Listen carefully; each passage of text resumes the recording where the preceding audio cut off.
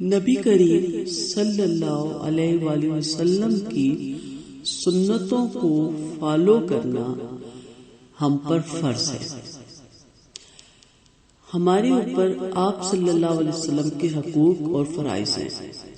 انہیں کوئی بھی مسلمان جب ادا کرے گا تو اس کے لیے دنیا اور آخرت میں نفع کا باعث بنے گا، اور آپ کی سفارش اس کے دامن سعادت میں آئے گی۔ آپ کے حوض کوثر پہ آنے کا اسے اعزاز نصیب ہوگا اور آب کوثر سے شاد کام ہوگا۔ یہ ہے کہ اپنی جان، اہل و عیال، اولاد اور مال کے مقابلے میں آپ کی محبت سب سے زیادہ آگے ہو۔ اللہ تعالیٰ کی توحید کی طرف دعوت اسی اللہ سے مانگا جائے اور صدق اور امانت اختیار کی جائے اور حسن خلق اپنایا جائے۔ اس کے علاوہ جو بھی قرآن و حدیث میں وارد ہوا ہے اس کے سامنے سر تسلیم خم کیا جائے۔ شرک کی پرخار وادی سے بچاؤ اختیار کیا جائے جسے نبی کریم صلی اللہ علیہ وسلم نے خبردار کیا۔ شرک یہ ہے کہ غیر اللہ کی پرستش کرنا، انبیاء کرام، اولیاء، عزائم سے مانگنا اور ان سے اعانت اور مدد طلب کرنا۔ نبی کریم صلی اللہ علیہ وسلم کا فرمان ہے، جو شخص اس حالت میں موت کی وادی میں اترا کہ وہ اللہ کے سوا دوسرے کو شریک اور مثل پکارتا ہے، وہ دوزخ میں جائے گا۔ صحیح بخاری کی روایت ہے۔ من مات وهو يدعو من دون اللہ نداء دخل النار۔ اتنی واضح قرآن کی آیات کے بعد، نبی کریم صلی اللہ علیہ وسلم کی حدیث کے بعد پھر کیا پیچھے چیز رہ جاتی ہے کہ ہم ابھی بھی اولیاء کرام کی درگاہوں میں، ان کی زیارتوں پہ، ان کی چوکھٹوں پہ ماتھے ٹیکتے ہیں، نعوذ باللہ، چڑھاوے چڑھاتے ہیں، چادریں چڑھاتے ہیں، دیے جلاتے ہیں اور انبیاء کرام کے تہوار مناتے ہیں اور جس کو مختلف نام ہم دیتے ہیں۔ قرآن پاک اور آپ صلی اللہ علیہ وسلم نے اللہ پاک کی جو صفات بیان کی، ہم ان پر پختہ یقین رکھیں۔ مثلاً اس کا عرش پہ بلند ہونا، اللہ تعالیٰ کے اس فرمان کو ثابت کرتے ہوئے سورۃ الاعلیٰ میں سبح اسم ربک الاعلیٰ، تسبیح بیان کیجیے اپنے بلند رب کے نام کے ساتھ۔ اور آپ صلی اللہ علیہ وسلم کے فرمان کے مطابق اللہ تعالیٰ نے کتاب لکھی جو اس کے پاس عرش پر ہے، اور اللہ تعالیٰ اپنے بندوں کے ساتھ موسیٰ اور ہارون علیہ السلام اپنے علم اور سمیع اور بصیر قوتوں کے ساتھ ہے۔ فرمان الہی ہے،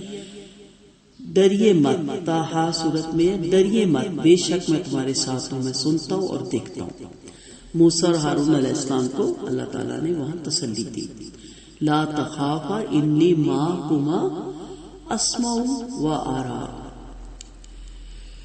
مسلمانوں پر واجب ہے کہ نبی کریم صلی اللہ علیہ وسلم کی ولادت، باشہادت اور بعثت جیسی جو بھی اللہ تعالیٰ نے خوبیاں ان پہ اتاری، اللہ تعالیٰ کا شکر ادا کریں۔ اس کا طریقہ یہ کہ آپ صلی اللہ علیہ وسلم کی سنت کو مضبوطی سے تھام لیں۔ اس کا ایک حصہ یہ بھی ہے کہ سوموار کا روزہ رکھے۔ اس کے متعلق آپ صلی اللہ علیہ وسلم سے جب سوال ہوا تو آپ نے فرمایا، یہ وہ روزہ ہے جس میں میری ولادت ہوئی، یہ وہ روز ہے جس میں میری ولادت ہوئی، اس میں مجھے نبوت سے نوازا گیا اور اسی میں مجھے سراپا خیر و برکت قرآن کے نزول کا آغاز ہوا۔ یہ جو آپ کی ولادت کے موقع پہ عید منائی جاتی ہے، یہ بعد والوں کی ایجاد ہے۔ آپ صلی اللہ علیہ وسلم، صحابہ کرام اور تابعین کرام اللہ کے بہترین زمانے میں اس کا نام و نشان تک نہ تھا۔ اگر اس عید کے منانے میں کوئی خیر ہوتی تو اس میں گویا سبقت لی جاتی، اور آپ صلی اللہ علیہ وسلم اس بارے میں ہماری رہنمائی ضرور فرماتے۔ جیسا کہ حدیث میں سوموار کے دن جو آپ کی ولادت کا دن ہے، روزہ رکھنے کی ہدایت فرمائی، اور پھر سب کو معلوم ہے کہ آپ صلی اللہ علیہ وسلم اسی سوموار کے روز اس دنیا سے چلے گئے۔ اس دن خوشی منانا آپ کی موت پر غم سے زیادہ حق نہیں رکھتی۔ یہ بات ہے وہ جو مال و زر ان محفلوں پہ اڑائی جاتی ہے، اگر ان کو آپ صلی اللہ علیہ وسلم کی خصائل سیرت اور اخلاق، ادب اور تواضع، معجزات اور آپ کی حدیث کی اشعار آپ کی توحید کی دعوت جس کے ساتھ آپ نے اپنی رسالت کا آغاز کیا، جس سے نفع بخش امور میں مسلمان صرف کرے تو اللہ پاک کی نصرت اور حمایت اسی طرح ان کے قدم چومے گی جس طرح اس نے اپنے نبی کریم صلی اللہ علیہ وسلم کی مدد فرمائی۔ آپ صلی اللہ علیہ وسلم محب صادق کو چاہیے، آپ صلی اللہ علیہ وسلم سے محبت کرنے والے کو چاہیے کہ اسے ہر وقت یہ فکر دامنے گیر ہو کہ آپ کے منع کیے ہوئے کاموں سے مجھے بچنا ہے اور آپ کے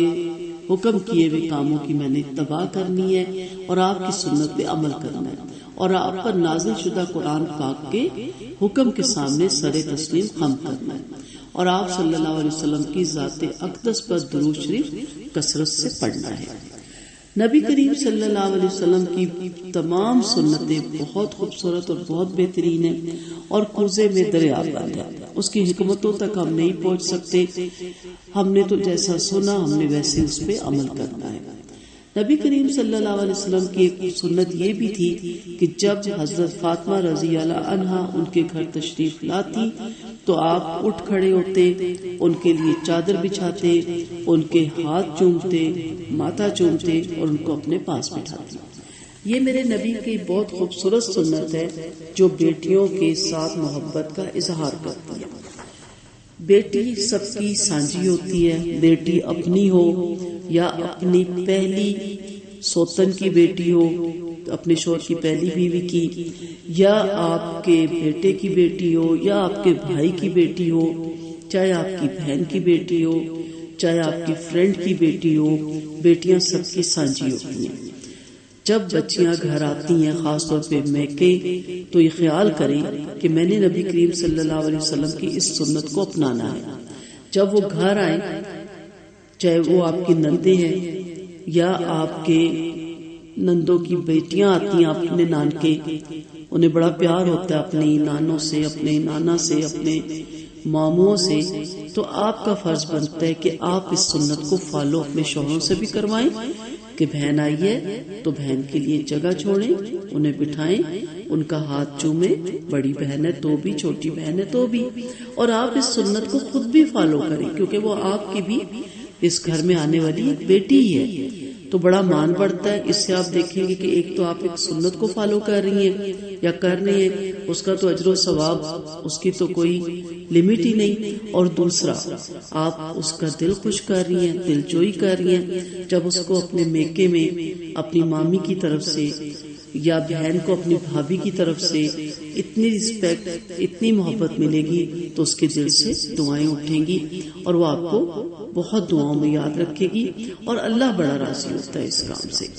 تو آپ اس میں صلہ رحمی بھی آ جاتی ہے اور اس میں سنت کو فالو کرنا بھی آ جاتا ہے، تو ایک وقت میں آپ بہت سے فائدے اس سے اٹھا سکتے ہیں۔ اللہ تعالی ہم سب کو توفیق دے اس سنت کو فالو کرنے کی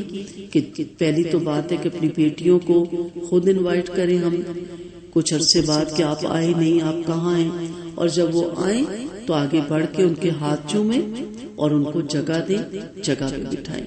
یہ بہت خوبصورت سنت ہے جو ہمارے ہاں بالکل ختم ہوتی جا رہی ہے۔ اس سنت کو اپنائیں اور اس سنت کو خود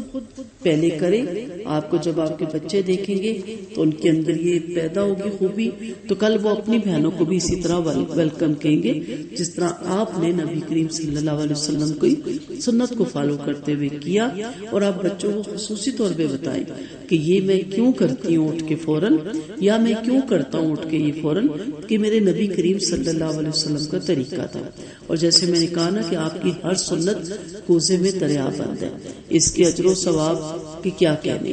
آپ اس کو اپنائیں اور آپ کے بچے جب دیکھیں گے تو کل جب ان کی بہنیں گھروں میں آئیں گی یا ان کے بہنوں کی بیٹیاں گھروں میں آئیں گی تو وہ اسی طرح اٹھ کے یہ عمل کریں گے اور یہ آپ کے لیے بہترین صدقہ جاریہ بھی ہوگا۔ ہم پھر کیا کہتے ہیں کہ بھائی بہنوں کو پوچھتا ہی نہیں۔ آپ نے پوچھا تھا اپنے شوہر کی بہنوں کو، اگر آپ نے پوچھا تھا،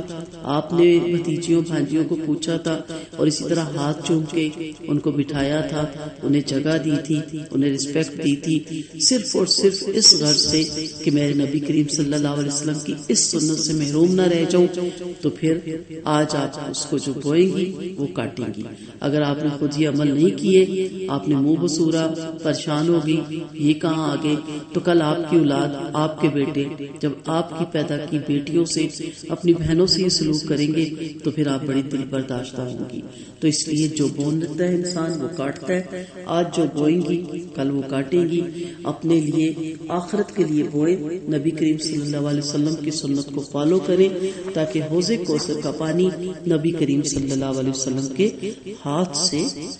ہم سب کو پلایا جائے اور نبی کریم صلی اللہ علیہ وسلم کی شفاعت کا ہم سب کو حقدار ٹھہرایا جائے۔ آمین ثم آمین۔